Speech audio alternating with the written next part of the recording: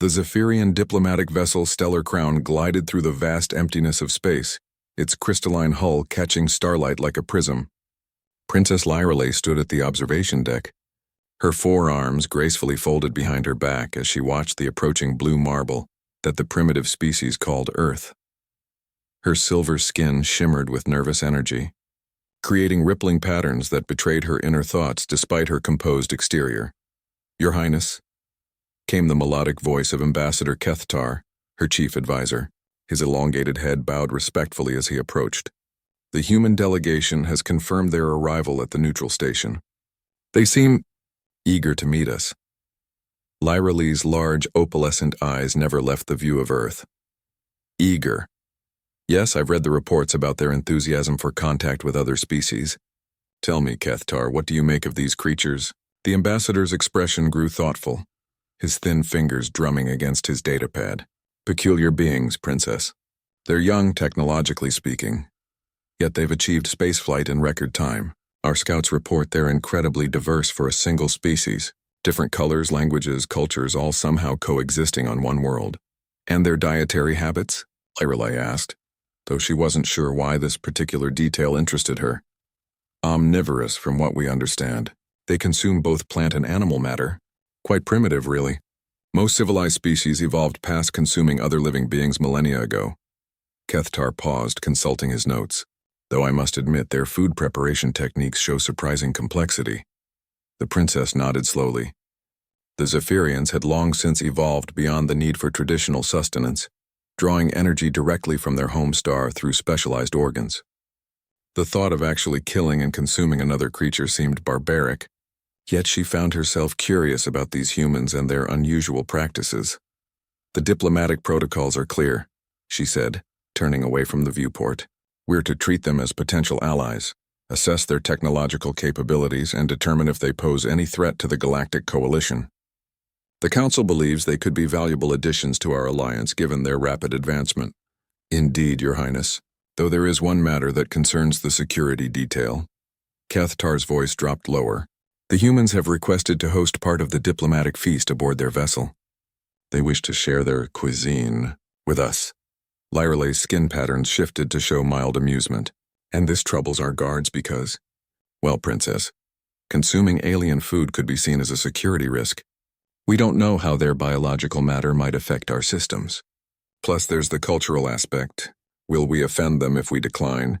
Will they be offended by our energy feeding process?" The princess considered this. First contact protocols were delicate affairs, full of potential misunderstandings that could escalate into interstellar incidents. The humans seemed friendly enough from long-distance communications, but appearances could be deceiving. Have the medical team prepare neutralizing agents just in case, she decided, and inform the humans that we're honored by their invitation. We cannot afford to appear rude during such critical negotiations. 3 days later, the neutral diplomatic station Harmony buzzed with activity. The massive structure, built specifically for first contact scenarios, rotated slowly in the void between Earth and Zephyrian space. Its neutral gray corridors were filled with beings from both species, each group trying to appear confident while secretly studying the other. Lyrelay found herself genuinely impressed by the human delegation. They were shorter than Zephyrians but carried themselves with quiet dignity. Their leader, Ambassador Sarah Chen, had kind eyes and spoke with measured intelligence that reminded the princess of her own diplomatic training. "Princess Lyrelay," Ambassador Chen said, offering what the humans called a handshake. "It's an honor to finally meet in person. Your people's reputation for wisdom precedes you throughout this sector of the galaxy." The compliment was skillfully delivered, Lyrelay noted, not too flattering, but acknowledging Zephyrian accomplishments while suggesting humans were well informed about galactic affairs. Impressive for a species that had only achieved faster-than-light travel 50 years ago. "The honor is mutual, Ambassador Chen. Your species' rapid progress has caught the attention of the entire coalition. We're eager to learn more about Earth and its people." The formal ceremonies proceeded smoothly. Treaties were outlined, trade agreements discussed, and cultural exchanges planned. But Lyrelay found her attention drifting to the humans' casual interactions with each other.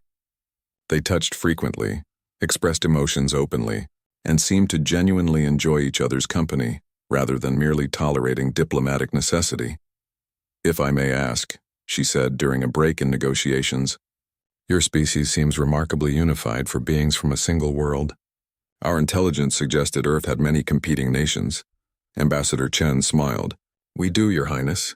Over 200 sovereign nations, actually. But we learned that our differences make us stronger when we work together. First contact protocols required a unified response, so we formed the Earth Coalition specifically for interactions like this." "Fascinating. Most species require centuries of evolution to overcome tribal instincts." "Oh, we still have those instincts," Chen laughed. "We just learned to channel them into less destructive pursuits. Sports, cooking competitions, artistic endeavors. We compete, but we've mostly stopped killing each other over it." The mention of cooking reminded Lorelei of the evening's planned cultural exchange. The humans had been mysteriously excited about sharing their food, while her own delegation remained nervous about the entire affair. She hoped it wouldn't prove to be a diplomatic disaster.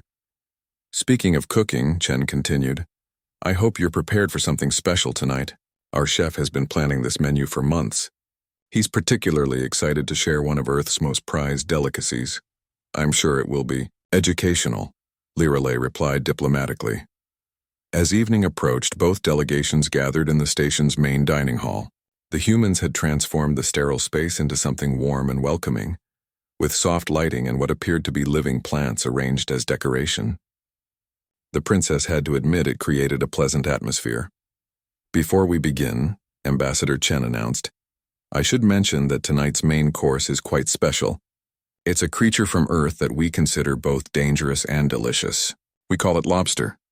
Lorelei's skin pattern shifted with curiosity. A creature that was both dangerous and consumed as food. How intriguing. Perhaps these humans were more complex than initial reports suggested. The human chef, a burly man named Marcus Rodriguez, wheeled out a large covered serving cart with theatrical flair. His eyes sparkled with the kind of enthusiasm that made Lorelei both curious and concerned. Behind him, several human assistants carried additional dishes that filled the air with unfamiliar but surprisingly pleasant aromas. "Your Highnesses, honored guests," Marcus announced with a slight bow. "Tonight we share with you a tradition that spans centuries on our world. The preparation and consumption of one of Earth's most formidable marine predators." Kethatar leaned close to Lorelei, his voice barely a whisper. "Marine predator? Princess, perhaps we should reconsider this cultural exchange." But Lorelei found herself genuinely intrigued. The humans seemed so excited, so eager to share something they clearly considered special. Their enthusiasm was infectious, even if their dietary habits remained mysterious. Marcus lifted the cover with a dramatic flourish, revealing several large, bright red creatures arranged on beds of what appeared to be vegetation. The beings were clearly dead, but Lorelei could see they had once been formidable creatures indeed. Armored shells, powerful claws, numerous legs, and long antennae suggested something built for both defense and attack. "Behold," Marcus said proudly, "Atlantic lobster, prepared in the traditional New England style with butter, herbs, and just a touch of garlic."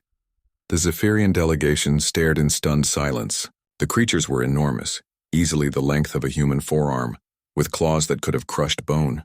Their armored shells gleamed under the dining hall lights, and even in death they looked intimidating. "These were alive?" asked Veltar, the Zephyrian cultural attaché, her voice barely steady. "Oh yes," replied Dr. Sarah Williams, the human expeditions biologist. "Lobsters are apex predators in their environment. Those claws can snap through steel cable, and they're surprisingly intelligent. They can live over 100 years and continue growing throughout their entire lives. The largest one on record weighed over 40 pounds. Several Zephyrians exchanged nervous glances. Their own world had been largely peaceful for millennia, with dangerous predators extinct or relocated to preserve ecosystems. The idea of deliberately hunting and consuming such creatures seemed almost incomprehensible. "How do you capture them without being injured?" Princess Lorelei asked, her curiosity overcoming her diplomatic caution. Marcus grinned. "Very carefully, Your Highness. We use special traps, protective gear, and a lot of experience. Lobster fishing is dangerous work, but it's been part of human culture for thousands of years. These particular specimens came from the cold waters off the coast of Maine, where generations of fishermen have perfected the art." He began demonstrating the proper technique for consuming the creature. using specialized tools to crack the shell and extract the meat inside. The key is understanding the anatomy, he explained, his hands moving with practiced efficiency. The tail contains the most meat, but the claws are considered the greatest delicacy. Ambassador Chen noticed the Zephyrian's uncertainty and stepped forward diplomatically. Of course, we don't expect you to partake if it makes you uncomfortable. We've also prepared some plant-based dishes that might be more familiar to your dietary preferences. But Princess Lyrelay surprised everyone, including herself, by reaching toward the nearest lobster. No, Ambassador Chen. We came here to learn about your culture, and clearly this is an important aspect of it. Please, Marcus, show me how this is done. The chef's face lit up with delight. He carefully selected the finest lobster from the display and began breaking down the preparation process step by step. First, we crack the shell here, he said, demonstrating with a specialized tool. The shell is incredibly tough, designed to protect the creature from other predators in their underwater environment. As he worked, Marcus explained the lobster's natural history. These creatures are essentially underwater insects related to spiders and scorpions. They're scavengers and hunters feeding on fish, mollusks, and even other lobsters. In their natural habitat, they're solitary and territorial, fighting fierce battles over food and mating rights. They fight each other? Veltar asked, fascination beginning to overcome her initial revulsion. Oh yes, Dr. Williams chimed in. Lobster battles can be quite spectacular. They rear up on their hind legs, claws extended, trying to flip their opponent onto its back. The winner often consumes the loser. They're remarkably aggressive for creatures that spend most of their time hiding in rocky crevices. Princess Lyrelay accepted a small portion of the white meat that Marcus had extracted. It looked innocent enough, though the knowledge of its origin made her hesitate briefly. Around the table, other Zephyrians watched with mixture of horror and fascination as their princess prepared to consume the flesh of an alien predator. The traditional accompaniment, Marcus explained, offering a small cup of melted yellow substance is clarified butter with herbs. It enhances the natural sweetness of the meat. Lyrelay dipped the morsel carefully and after a moment's hesitation, placed it in her mouth. The reaction was immediate and completely unexpected. Her large eyes widened, her skin pattern shifted to bright gold indicating surprise and pleasure, and she made a small sound of appreciation that caused every human in the room to smile. This is extraordinary, she said slowly, reaching for another piece. The texture is unlike anything I've experienced and the flavor is complex, almost sweet but with undertones of the ocean. How is this possible? Marcus beamed with pride. The cold waters where these lobsters live contribute to their unique taste.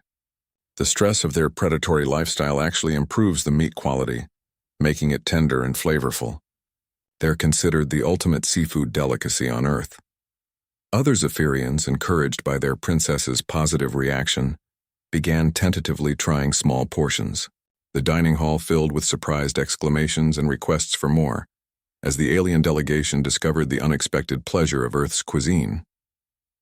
I must ask, Lyrelay said between bites, how did your species discover that such dangerous creatures could be consumed as food? Surely the risk of injury made this an unlikely discovery. Ambassador Chen smiled. Necessity, Your Highness. Early humans were often hungry and had to be resourceful. Our ancestors learned to eat almost anything that wouldn't kill them, and lobsters were abundant in coastal areas. What started as survival eventually became culture.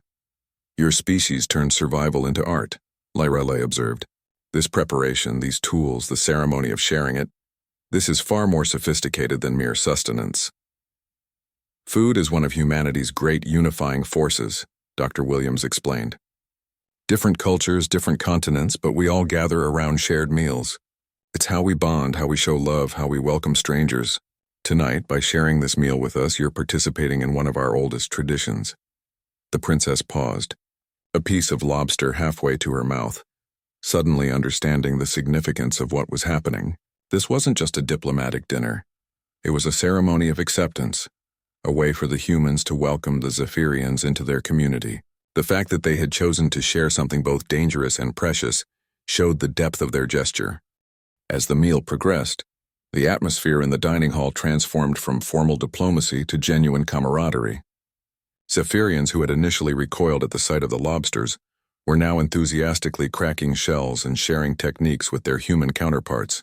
Princess Lyrelei found herself completely absorbed in the experience, asking detailed questions about everything from preparation methods to the ecological impact of lobster fishing. "Marcus," she said, addressing the chef directly, "you mentioned that these creatures continue growing throughout their lives. What happens to the truly ancient ones, the giants of their species?" The chef's expression grew thoughtful. "Well, Your Highness, there are legends among fishermen of lobsters so large and old that they've become almost mythical. We call them 100-pounders, though none have been officially documented at that size.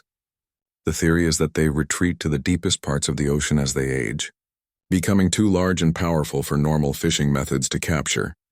Dr. Williams leaned forward, her scientific curiosity evident. "There's actually a fascinating biological aspect to this.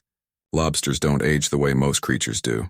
They can theoretically live indefinitely if they aren't killed by predators, disease, or human fishing. Their telomeres don't shorten with age like ours do."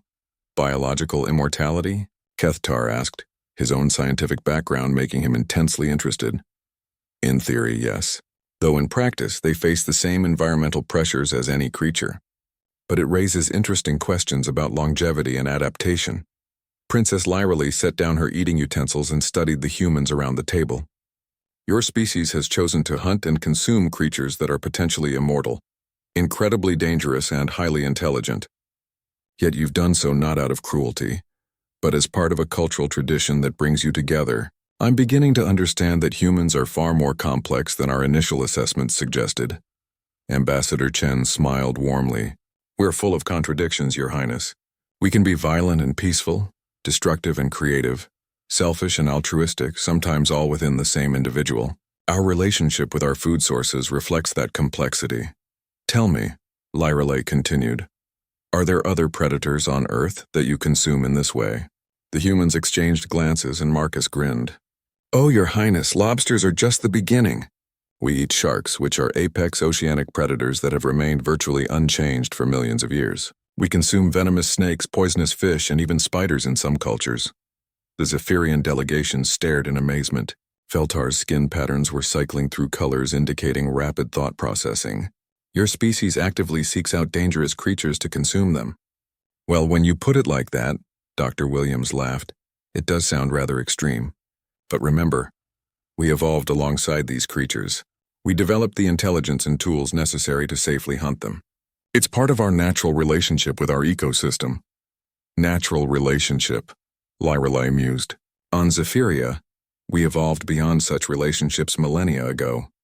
We've often wondered if we lost something essential in that process. Watching you tonight, I think perhaps we did." The conversation was interrupted by a sudden commotion from the observation deck. A young human technician burst into the dining hall, his face flushed with excitement and concern. "Ambassador Chen," he said breathlessly, "we're receiving an emergency transmission from Earth. Something about a massive sea creature off the coast of Newfoundland. The message is specifically requesting Princess Lyrelei's presence." The room fell silent. Ambassador Chen frowned, checking her communication device. "What kind of sea creature?" "They're calling it a colossal lobster, ma'am. Initial sonar estimates suggest it's over 30 feet long and still growing. It appeared suddenly and has been observed consuming fishing vessels whole. The Canadian Maritime Authority is requesting immediate assistance." Marcus dropped his serving spoon with a clatter. 30 feet? That's impossible. The largest lobster ever recorded was barely 4 feet long. Dr. Williams was already accessing her mobile laboratory equipment. Unless, what if the deep ocean specimens we theorized about are real? What if something has triggered rapid growth in an ancient individual? Princess Lyrelei stood, her diplomatic training taking over despite her fascination with the situation. Why would Earth request my presence specifically? I have no expertise in marine biology or creature management. The technician looked nervous. Well, Your Highness, according to the transmission, the creature appears to be attempting communication. It's producing complex sound patterns that our linguists believe might be an attempt at language.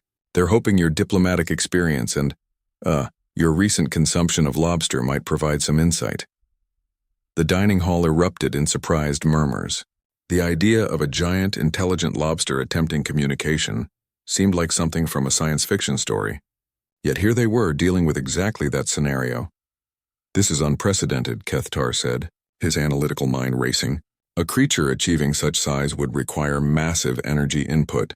And if it's truly attempting communication, it suggests intelligence far beyond what we assumed possible in their species, Dr. Williams finished. Princess, this could be the first documented case of spontaneous intelligence evolution in a marine arthropod. Lyrelai looked around the table at both delegations. The humans appeared concerned but eager to help, while her own people seemed torn between scientific curiosity and diplomatic caution. The irony wasn't lost on her that she had just spent the evening consuming smaller members of this creature's species.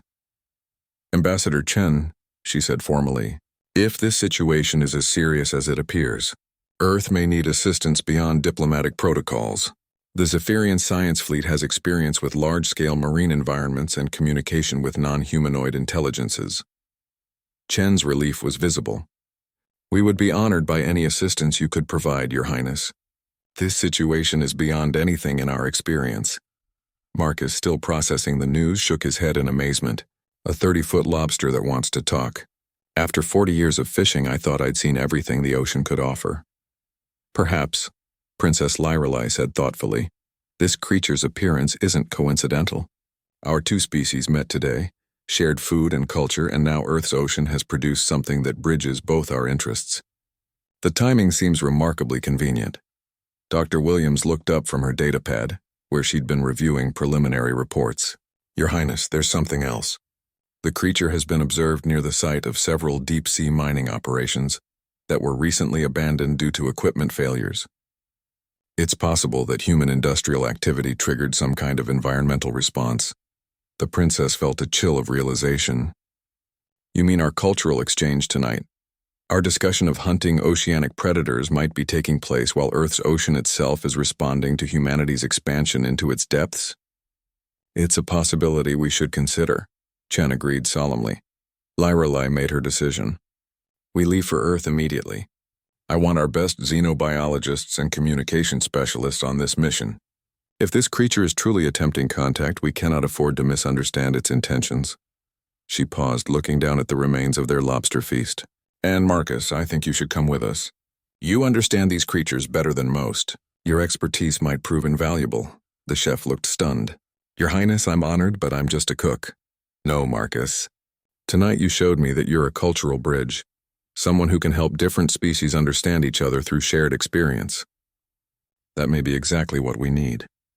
As both delegations prepared for an unexpected journey to Earth, Lyrelai couldn't shake the feeling that their diplomatic dinner had been merely the first course in a much larger meal that the universe was preparing to serve. The combined human-Zephyrian fleet approached Earth's blue marble with unprecedented urgency. Princess Lyrelai stood on the bridge of the human vessel Discovery, watching the planet grow larger through the viewport while various species worked together to analyze the incoming data about their mysterious oceanic visitor. Princess, called Dr. Williams from her makeshift laboratory station, were receiving updated telemetry from the creature. The growth rate has accelerated. It's now measuring 38 feet in length and appears to be constructing some kind of structure on the ocean floor. Constructing? Kethtar looked up from his own analysis console. That implies tool use and forward planning. These are signs of advanced intelligence.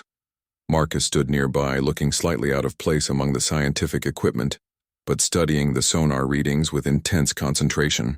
In all my years fishing, I've seen lobsters create simple shelters from rocks and debris. But this... He pointed at the three-dimensional display showing a complex lattice structure. This looks almost like architecture.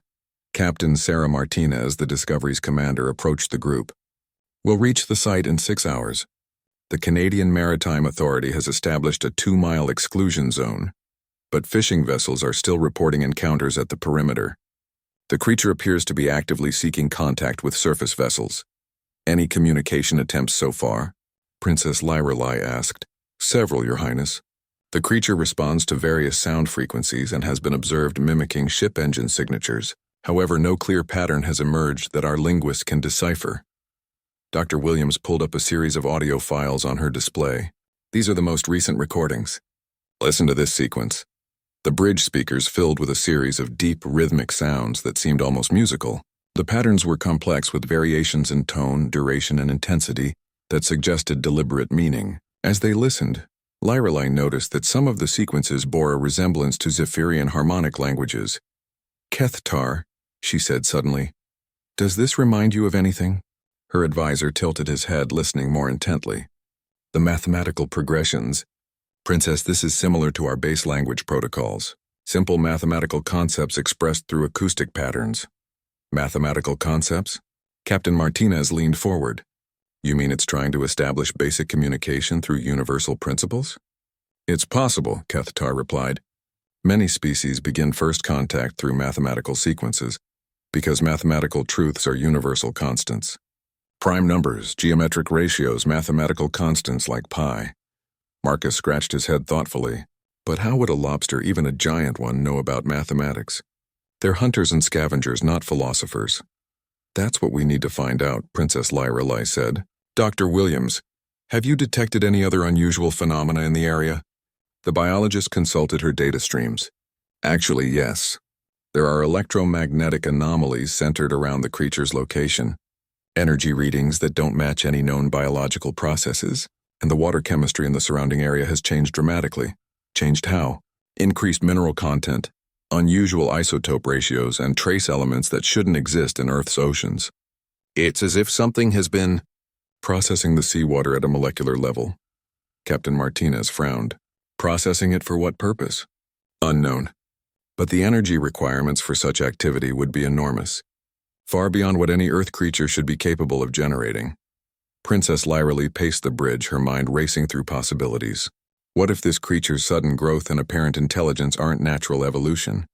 What if something triggered a deliberate transformation? "You mean like first contact protocols?" Dr. Williams asked. "Some kind of response to our meeting?" "Or," Kethtar added thoughtfully, "a response to the mining activity you mentioned. Perhaps human industrial expansion into deep ocean areas activated some kind of defense mechanism." Marcus looked troubled. "You're talking about the ocean itself responding to human activity? That seems pretty far-fetched, is it?" Princess Lyrelei challenged. "Your own planet demonstrates remarkable self-regulation. Weather systems, ocean currents, volcanic activity, all interconnected to maintain planetary stability. What if the biosphere is more actively intelligent than anyone realized?" The conversation was interrupted by an urgent alert from the communication station. "Captain, we're receiving a priority transmission from the site. The creature has moved closer to the surface and is now visible from maritime patrol aircraft." "Put it on screen," Captain Martinez ordered. The main display flickered to life, showing an aerial view of the North Atlantic. In the center of the image was something that defied immediate comprehension. The creature was indeed massive, but its shell had transformed into something resembling crystalline structures that caught and reflected sunlight in impossible ways. Its claws had elongated into precise manipulative appendages that were arranging metallic debris from sunken ships into geometric patterns. "My God," Dr. Williams whispered. "It's not just intelligent, it's technological." "Those aren't normal lobster claws," Marcus observed. "They look almost like surgical instruments. And that shell pattern, it's too regular to be natural." Princess Lyrelei stared at the display, a terrible suspicion growing in her mind. "Kethtar, run a spectral analysis on that crystalline structure. Compare it to our database of known materials." Her advisor's fingers flew over his console, then stopped abruptly. His skin patterns shifted to indicate extreme alarm. "Princess, this is impossible. What did you find?" "The crystalline formations match Zephyrian bioarchitectural materials. Specifically, the same compounds we use for our organic technology integration. But Earth shouldn't have access to those materials." The bridge fell silent as the implications sank in. Captain Martinez was the first to speak. "Are you saying this creature is using alien technology?" "Either that," Princess Lyrelei said slowly, "or it's developing technology that coincidentally matches our own." Dr. Williams pulled up additional sensor readings. "Captain, there's something else." The creature's electromagnetic signature is now broadcasting on frequencies used by Zephyrian communication systems. It's not random anymore. It's trying to establish contact using Princess Lyrelei's technological protocols. How could it possibly know about those? Captain Martinez demanded. Marcus, who had been quietly studying the visual feed, suddenly straightened. What if it doesn't need to know? What if it's reading us somehow? Learning from our presence? Reading us how? Kethtar asked. Look at the timing, Marcus explained. Princess Lyrelei arrives in Earth orbit. We have our dinner where she experiences Earth biology for the first time. And suddenly, a creature appears that combines Earth biology with Zephyrian technology. What if consumption created some kind of connection? Princess Lyrelei stared at him. You're suggesting that eating lobster connected me to this creature? I'm suggesting that maybe your species and Earth's ocean life are more compatible than anyone realized. Maybe sharing that meal did more than just diplomatic bridge building. Dr. Williams was frantically checking her instruments. Princess, may I take some biological readings from you? Just simple scans to check for any unusual activity? Lyrelei nodded, still staring at the massive creature on the display. The scans revealed something that made Dr. Williams gasp. Your Highness, your bioelectric patterns have changed since dinner. There are new neural pathways that weren't there before. And your electromagnetic field now includes frequencies that match the creature's broadcasts. You mean I'm connected to it? It's possible. Consumption of Earth biology might have triggered some kind of biological integration. A sharing of genetic or bioelectric information that created a communication link. Captain Martinez looked between the princess and the display. So what you're telling me is that our diplomatic dinner accidentally created a psychic link between an alien princess and a giant sea monster. And when you put it like that, Princess Lyrelei said with a shaky laugh, it sounds completely insane, but it might explain why the creature specifically requested my presence. Then we need to establish direct contact, Dr. Williams concluded. If there is a connection, you might be the key to understanding what this creature wants. Princess Lyrelei looked out at Earth's vast blue oceans, wondering what other surprises awaited them beneath the waves. The simple diplomatic mission had become something far more complex, and she had a feeling their adventure was just beginning. The submersible Deep Explorer descended through the darkening layers of the Atlantic, carrying Princess Lyrelei, Dr. Williams, Marcus, and a small team of specialists toward their first direct encounter with the creature. Through the reinforced viewports, they could see the ocean growing stranger the deeper they went. Bioluminescent organisms pulsed in patterns that seemed almost communicative, and the water itself carried an unusual electric charge that made their instruments hum. Depth 2,000 meters and descending, reported Lieutenant Commander Hayes, the submersible's pilot. We should have visual contact in approximately 10 minutes. Princess Lyrelei sat quietly, her skin patterns shifting through complex geometric designs that she couldn't consciously control.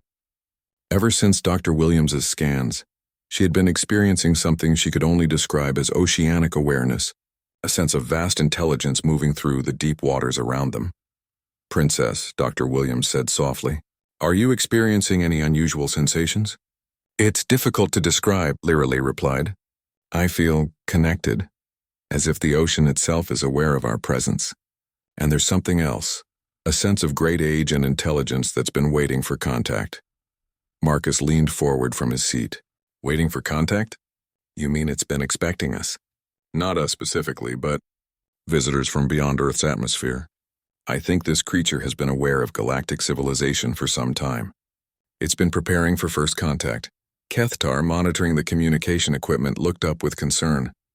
Princess, the electromagnetic signatures from your biofield are now synchronizing with the creature's broadcasts. The connection appears to be strengthening as we approach. Visual contact, Lieutenant Commander Hayes announced suddenly. Through the forward viewport, they could see lights in the darkness below. Not the chaotic bioluminescence of deep-sea creatures, but organized architectural illumination that revealed the impossible scope of what they were approaching. The creature had grown even larger since the last surface observations. Now measuring over 50 feet in length, but more significantly, it had constructed a vast underwater complex around itself. My God, Dr. Williams whispered. It's built a city. Structures of crystalline metal and coral-like materials stretched across the ocean floor, connected by tubular passages that pulsed with internal light. The architecture was clearly alien, yet somehow familiar. It combined the organic curves of Earth sea life with the precise geometry that characterized advanced galactic engineering. Those building materials, Kethtar observed, scanning with his instruments, they're not just similar to Zephyrian technology. They are Zephyrian technology or something remarkably close to it. At the center of the complex, the creature itself was visible in all its transformed glory. Its shell had become a living crystalline structure, that interfaced seamlessly with the surrounding architecture. Its claws had evolved into sophisticated manipulator arms that moved with impossible precision, assembling additional structures from materials that seemed to appear from the ocean floor itself. "Princess," Lieutenant Commander Hayes said carefully, "the creature is approaching us." The massive being moved with fluid grace despite its size, its many legs carrying it across the seafloor toward their submersible. As it drew closer, Princess Lyrelei felt the oceanic awareness in her mind intensify, and suddenly she could hear something that wasn't quite voice, wasn't quite thought. "Welcome, Star Child. We have been expecting you." The words appeared in her consciousness without sound, complex and layered with meanings that human or Zephyrian language couldn't adequately express. She looked around the submersible, but it was clear that she was the only one receiving the communication. "It's speaking to me," she announced to the others. "Telepathically, I think. It calls me Star Child and says it's been expecting me." Dr. Williams checked her scanners frantically. "The bioelectric connection is definitely active. You're interfacing with the creature's nervous system somehow." "Tell them not to fear," the creature continued. "We mean no harm to the surface dwellers or their star friend visitors. We seek understanding. It says not to be afraid," Lyrelei relayed. "It wants understanding." Marcus looked out at the vast underwater construction. "Understanding of what? What is all this?" Lyrelei posed the question mentally, and the response came with images and concepts that flooded her mind. She saw Earth's oceans millions of years ago, teeming with intelligences that had developed along different paths than surface evolution. She saw these oceanic minds retreating deeper as the continents changed and new forms of life emerged. She saw them waiting, watching, learning from the electromagnetic signals that began emanating from the surface as humanity developed technology. "It's not just one creature," she said, her voice filled with awe. "It's a collective intelligence. The oceans themselves are aware, and this being is their ambassador. They've been watching human development for centuries, learning from radio waves, sonar signals, underwater exploration. We learned of the greater galaxy from your thoughts when you shared our cousin's essence," the creature explained. "The connection was unexpected but welcome. It allowed us to understand that surface dwellers had finally achieved star travel and made contact with other intelligences." "When I ate the lobster," Lyrelei said, understanding dawning on her face, "the biological material contained memory traces, genetic information that created a neural link. That's how it learned about Zephyrian technology and galactic civilization. Dr. Williams was recording everything frantically. A biological information transfer through consumption? That's incredible. But how is it possible?" The creature's mental voice carried what might have been amusement. "Your surface science understands so little of biological potential. In the deep places, life learns different possibilities. We have been preparing for contact since the first star children arrived in orbit." "You've been preparing?" Lyrelei asked. "The growth, the technology, the construction. We needed a form that could interface with both oceanic collective and individual star-child consciousness. This individual volunteered for transformation to serve as bridge between our worlds." Lieutenant Commander Hayes had been monitoring surface communications. "Princess, I'm getting reports from Maritime Patrol. Similar structures are appearing at multiple locations across the world's oceans. The Mariana Trench, the Arctic Ocean, the Indian Ocean abyssal plains. This isn't isolated to one creature. The collective is revealing itself globally," Lyrelei realized. "They're making contact simultaneously around the world. We wish to join your galactic community," the creature explained. "Earth's oceans contain intelligences and knowledge that could benefit all star children. But we need surface dweller cooperation and star child guidance to make this transition." Marcus looked overwhelmed. "You're talking about the ocean itself joining the galactic community? How is that even possible?" Through their mental link, the creature shared visions of possibilities. Oceanic cities that could serve as neutral meeting places for galactic diplomacy. Deep-sea research facilities where the unique properties of water-based consciousness could benefit all species. Biological technologies that could revolutionize medicine and engineering throughout the galaxy. "They're offering partnership," Princess Lyrelei said, "not just with Earth but with the entire galactic coalition. The oceans want to become part of galactic civilization." Dr. Williams was practically vibrating with excitement. "The implications are staggering. We're talking about an entirely new form of intelligence. a planetary consciousness that's been developing in parallel with surface evolution for millions of years. But first, the creature's mental voice grew serious. We must address the concerns of surface dwellers who fear our sudden appearance. So military forces are discussing aggressive responses. This could damage the possibility of cooperation. Kethtar looked up from his communication console, his expression grim. Princess, I'm receiving reports from the fleet. Several Earth nations are deploying military vessels toward the oceanic sites. They're interpreting the creature's appearance as a potential threat. We need to get back to the surface immediately, Princess Lyrelai decided. If there's going to be a misunderstanding that leads to conflict, we have to prevent it. We understand, the creature responded. But Starchild, you now carry part of oceanic consciousness within you. You will remain connected to us regardless of distance. This connection makes you the bridge between three forms of intelligence: surface dwellers, star children, and ocean minds. As their submersible began its ascent, Princess Lyrelai realized that her simple diplomatic mission had fundamentally changed her. She was no longer just a Zephyrian princess or a galactic ambassador. She had become something new, a living link between three different forms of consciousness that would need to learn to work together. The surface world awaited them, but she knew the greatest challenges were yet to come. The emergency session aboard the orbital command station Unity buzzed with tension as representatives from Earth's major nations, the Zephyrian delegation, and oceanic communication specialists crowded into the main conference room. Through the large viewports, Earth hung like a blue marble, but the planet's oceans now pulsed with clearly visible bioluminescent patterns that could be seen even from orbit. Admiral Rebecca Morrison of the North Atlantic Treaty Organization paced at the head of the table, her expression grim. In the past 6 hours, we've had 17 military vessels disappear near the oceanic contact sites. Not destroyed, disappeared. They're simply gone along with their crews. We need answers, and we need them now. Princess Lyrelai, still feeling the oceanic consciousness flowing through her thoughts, stood to address the assembly. Her skin patterns had changed since her contact with the creature, now displaying flowing designs that resembled ocean currents. Admiral Morrison, the vessels haven't been destroyed. They've been invited below. Invited? General Hassan from the European Space Command leaned forward aggressively. Our people are missing, Princess. We need proof of life, not diplomatic euphemisms. Through her connection, Lyrelai could sense the confusion and concern of the oceanic minds. The sudden appearance of heavily armed vessels had triggered defensive responses from deep sea, intelligences that had no experience with human military protocols. The Oceanic Collective doesn't understand your military concepts, she explained.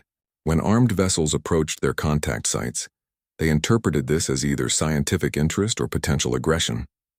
Since they couldn't determine intent, they brought the vessels to safe depths to establish direct communication. Dr. Williams stepped forward with a tablet displaying sonar readings. Admiral, we're receiving structured acoustic signals from all the disappearance sites. The patterns match communication protocols we observed during our direct contact. It appears the crews are alive and are being held in pressurized environments. Held captive, you mean? Admiral Morrison corrected. No, Admiral, Lyrelai said firmly. Protected. The oceanic minds don't have a concept of imprisonment as you understand it. They see dangerous surface conditions and are providing safety until proper communication can be established. Ambassador Chen, who had been monitoring diplomatic channels, looked up with relief. We're getting radio transmissions from the crew of the USS Hampton. They report being in an air-filled underwater structure with the creature present. The crew is unharmed and receiving what they describe as technological medical care for diving-related pressure issues they didn't even know they had. Kethtar activated his holographic display, showing a three-dimensional map of global oceanic activity. The situation is expanding rapidly. Oceanic contact sites have appeared near every major coastal city on Earth. The collective is attempting to establish communication with all of humanity simultaneously. And why should we trust these ocean creatures? Demanded General Hassan. They appear without warning, demonstrate massive technological capabilities, and begin abducting our personnel. This has all the hallmarks of an invasion. Marcus, who had been quietly observing the debate, stood up. General, with respect, maybe you should try thinking like a fisherman instead of a soldier. The military leaders looked at him skeptically, but Marcus continued. When I approach a new fishing ground, I watch the behavior of the local species first. I learn their patterns, their feeding habits, their territorial boundaries. These ocean minds have been watching humanity for decades, maybe centuries. They know how we behave. They know we respond to unfamiliar situations with military force. Your point? Admiral Morrison asked. They're not trying to invade. They're trying to make contact without triggering a war. Think about it. If they wanted to hurt us, would they be building structures on the ocean floor and taking our people to safety? Or would they just tsunami every coastal city into oblivion? Princess Lyrelei felt a wave of approval from the oceanic consciousness. Marcus is correct. The collective has the capability to control weather patterns, ocean currents, and seismic activity. If they intended harm, the surface world would already know it. Dr. Williams pulled up recordings from the rescued crews. The personnel report that the creatures are demonstrating technology that could solve major human problems. Desalination on a massive scale, medical treatments using bioelectric fields, materials that could revolutionize construction and manufacturing. They're offering gifts, Ambassador Chen realized. This isn't aggression, it's diplomacy. They're showing us what cooperation could accomplish. Through her mental link, Princess Lyrelei could sense the oceanic mind's confusion about human military responses. These intelligences had spent eons in a cooperative collective environment where conflict was resolved through communication and shared consciousness. The concept of armed resistance to communication attempts was almost incomprehensible to them. Admiral Morrison, she said carefully, what if I proposed a direct demonstration? Allow me to facilitate contact between you and the oceanic collective. Let them explain their intentions directly. Absolutely not, General Hassan interjected. We're not risking our command personnel to alien mind control. It's not mind control, Lyrelei insisted. It's communication, the same way you might use radio or video conferences to speak with distant personnel. Kethtar looked up from his console with urgency. Princess, I'm detecting massive energy buildups at all oceanic contact sites. The collective appears to be preparing some kind of global demonstration. The main display switched to show satellite feeds from around the world. At each oceanic contact site, the water was beginning to glow with intense bioluminescence that was visible even in daylight. The patterns were clearly artificial, forming geometric designs that stretched for miles across the ocean's surface. What are they doing? Admiral Morrison demanded. Through her connection, Princess Lyrelei could sense the oceanic mind's decision. They had grown tired of confusion and fear from the surface world. The time for subtle contact had passed. They're going to show the surface world exactly what they're capable of, she said with a mixture of awe and concern. They're going to demonstrate their full technological abilities. As they watched, massive structures began rising from the ocean depths at every contact site. Crystalline cities breaking the surface, their architecture a blend of organic curves and impossible engineering that defied human understanding of physics. The structures were beautiful, clearly designed to inspire wonder rather than fear, but their scale was staggering. My God, Dr. Williams whispered. Those cities are each larger than Manhattan, and they're surfacing simultaneously around the globe. The communication systems aboard the station suddenly activated on every frequency, broadcasting a message in perfect harmony of human languages, Zephyrian harmonic speech and oceanic acoustic patterns. Surface dwellers, star children, we greet you. We are the ocean minds of this world, the deep-dwelling consciousness that has shared this planet with surface life for millions of years. We emerge now to join the community of intelligence that extends beyond this world. We offer cooperation, knowledge, and shared wisdom. We seek to replace fear with understanding, conflict with communication. We await your response. The message repeated in dozens of languages while the floating cities pulsed with gentle light, their presence impossible to ignore or dismiss. Every human on Earth was now aware that they shared their planet with another form of intelligence. Admiral Morrison stared at the displays, her military training warring with the obvious peaceful intent of the demonstration. Princess Lyrelei, can you ask them what they want from us? Through her connection, Lyrelei posed the question and received a response that filled her with hope for the future of three species, learning to work together. They want to join the Galactic Coalition, she announced, not as a conquered world or a client state, but as an equal partner. They're offering Earth a chance to become the first planet with multiple intelligent species, working together as full members of galactic civilization. The room fell silent as the implications sank in. Earth was being offered a unique opportunity to bridge the gap between planetary and galactic consciousness, between individual intelligence and collective wisdom. But first, Princess Lyrelei continued, they need to know that the surface world is ready to accept them as neighbors rather than invaders. They need to know that humanity can see past fear to recognize the possibilities of cooperation. The fate of 3 forms of consciousness now hung in the balance, waiting for humanity's answer.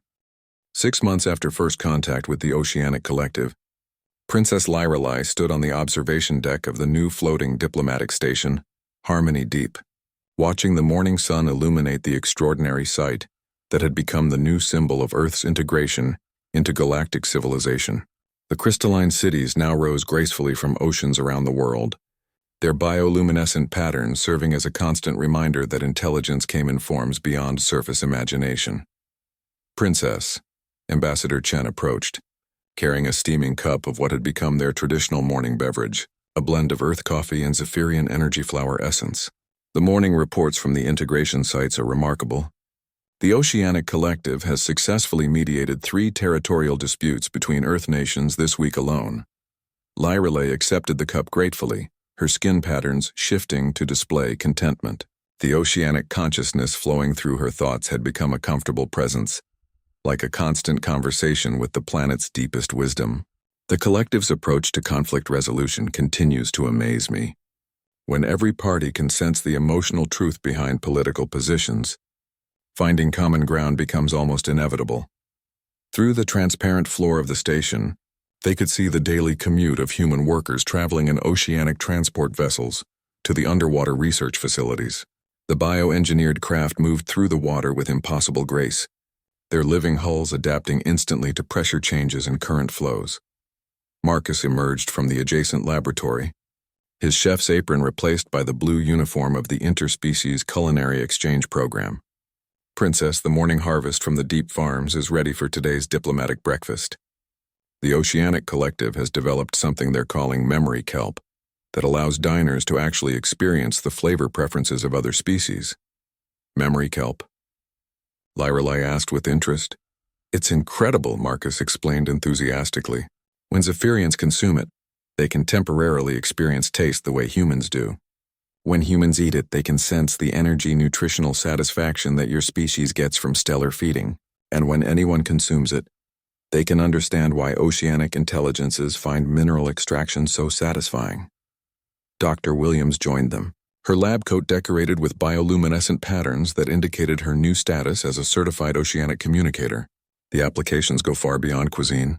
We're using similar biotransfer techniques for technical knowledge sharing. Human engineers can now directly experience how Zephyrian bioarchitecture integrates organic and mechanical systems. The Oceanic Collective is teaching us to grow buildings instead of constructing them. Ambassador Chen gestured toward the main communication display, where a map of Earth showed the network of oceanic cities, connected by bioluminescent pathways that could be seen from orbit. The United Nations vote yesterday was unanimous. Earth officially accepts the Oceanic Collective as the planet's co-representative to the Galactic Coalition. We're the first world to send multiple intelligence types to the Galactic Council.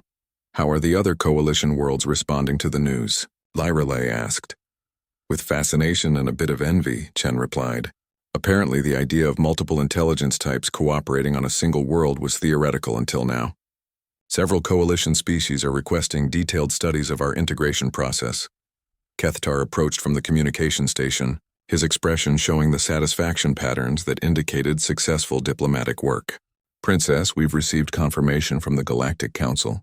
Earth and the Oceanic Collective have been granted full membership status. The ceremony will take place next month at the Coalition capital. Will the Oceanic Collective be able to attend in person? Dr. Williams asked. Through her connection, Princess Lyrelei could sense the Collective's amusement at the question. They're already working on it. They're developing mobile oceanic environments, essentially living ships that can transport ocean water and oceanic consciousness to other worlds. They want to experience galactic civilization directly, not just through communication links. Marcus shook his head in wonder. Living ships that carry entire ocean ecosystems through space. A year ago, I was just a chef trying to impress alien diplomats with lobster. Now I'm part of an interspecies civilization that's redefining what intelligence looks like. And it all started with a shared meal, Princess Lyralee observed. The Oceanic Collective often comments on how consumption created the first real connection between our species. They've adopted the human custom of sharing food as a form of diplomacy. Speaking of which, Ambassador Chen said with a smile, today's breakfast includes representatives from 3 more Earth species that the collective believes might be developing intelligence. Apparently, octopuses, dolphins, and some species of corvids have been showing enhanced cognitive abilities since oceanic consciousness began actively nurturing their development. Earth might become a multi-intelligence world beyond even current estimates, Dr. Williams added. The Oceanic Collective thinks that their emergence might trigger accelerated development in other species that were already approaching the intelligence threshold. Through the station's communication system, they could hear the morning coordination broadcasts between surface cities, orbital stations, and oceanic settlements. The conversations flowed seamlessly between human languages, Zephyrian harmonic speech, and the complex acoustic patterns of oceanic collective communication. Translation was no longer necessary, as bio-neural interfaces allowed real-time understanding between species. Princess, Kethtar said, there's one more development you should know about. The Coalition Science Council has approved funding for the Deep Space Ocean Project. They want to use oceanic biotechnology to create living exploration vessels that can carry entire ecosystems to newly discovered worlds. Exploration vessels with built-in diplomatic capabilities, Princess Lyralee mused. Ships that can establish immediate biological and cultural connections with whatever intelligences they encounter. The Oceanic Collective is very excited about the project, Dr. Williams added. They see it as an opportunity to seed consciousness and cooperation throughout the galaxy. Instead of just exploring new worlds, they want to help nurture the development of intelligence wherever they find the potential for it. Ambassador Chen raised her coffee cup in a toast gesture to the day when a simple diplomatic dinner changed the course of galactic civilization, to the wisdom of trying new things, even when they seem dangerous or unknown, Marcus added, raising his own cup. To the discovery that intelligence and consciousness come in far more forms than we ever imagined, Dr. Williams contributed. To the Oceanic Collective, who taught us that cooperation can transcend the boundaries between species, planets, and forms of consciousness itself, Kethtar said. Princess Lyralee raised her cup to complete the toast, feeling the oceanic consciousness flow through her thoughts with warm approval.